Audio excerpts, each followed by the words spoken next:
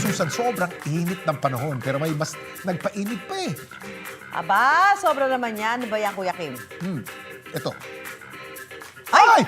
Oh my God! Ikaw yan? Ay! Sino yan? Ikaw yan? Naku, naku. Ikaw to! Si Hailey po yan! Hailey, saan Hailey yan? ha? May tinatago ka pala, Hailey ha? Hailey, talaga dapat inilalantad yan. Siyang Sparkle 11. Oo nga. Oo. Grabe. Oh Beach my is life God. din ba sa'yo, Hailey? Ay, naku, Kuya Kim. Salamat talaga sa beach. Napakaganda ng beach dito sa Pilipinas, Kuya Kim, Mommy Sue. Aha.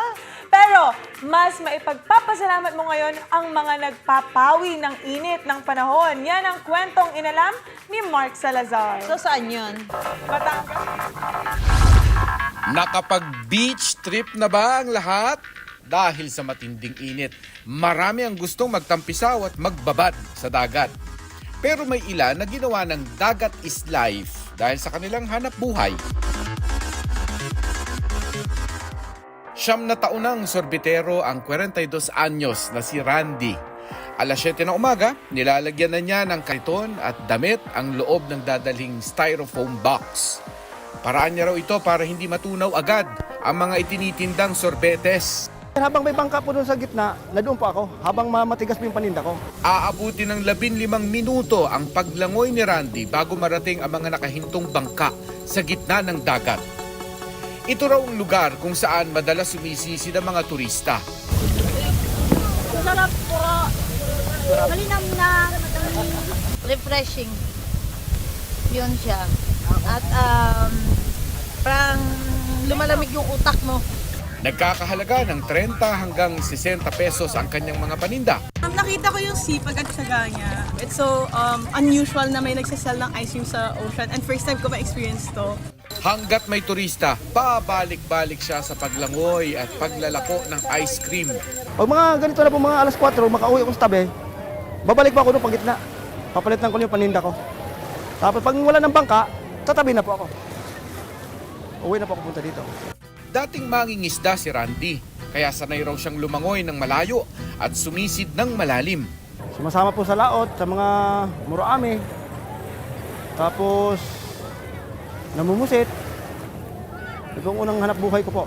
Pero dahil hindi sapat ang kanyang kinikita, ay naghanap siya ng ibang hanap buhay. Bago dumating po ako ditong time po namin, dumayo kami sa Matabungkay. May nakilala po akong nagtitindang ice cream. Nagtanong po ako, o pwede ba maganda bang kinikita? Sabi lang sa akin, sapat lang daw. Sa 9 na oras na paglalako, sinusuong ni Randy ang tirik na araw, pati ang malalim na karagatan. Unang simula sir, pababa, paano po? Patatlo, paapat, palima. 10 na kami na pinakamalalim. Yung pagdating sa isdaan sir, may malalim po yun. Yung gitna, yung kanal, malalim po doon. Minsan may nakasalubong po ako doon ng mga hayop na hindi ko nakilala. Sir, ito mga piklat ko po, yan.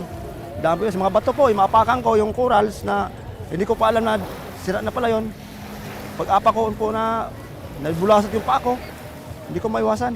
Nakakabenta raw si Randy ng 50 sorbete sa maghapon. Pinakamarami na yata ang binta ko, sir. Pag nakamarami ko na yung binta, 50. Pag nasa 50, sir, kikitan mo ko ng mga 800. Pinakababa po, 200. Minsan, 100 nakababa pa talaga. Wala naman daw nilalabag na panuntunan sa barangay ang napiling hanap buhay ni Randy. Suportado po naman naming sanggo ng barangay ang kanilang paghahanap buhay at pagtitinda ng sorbetes po sa Matabungkay. Nakatutulong din umano si Randy sa pagpapaunlad ng turismo sa kanilang lugar. Nakakatulong po naman ang kanilang paghahanap buhay dahil po lalo tigit po sa gitna ng dagat sila po ay nagbabangka para mayroong kahit pa paano namin merienda nila yung paninda ni Tatay Rande na ice cream po o sorbetes po. Naghanap buhay ko sa mga anak ko. Marunong kapag-aral sana maayos. Siyempre, ako yung padre de pamilya. Kailangan ko buhay ko yung mga anak ko.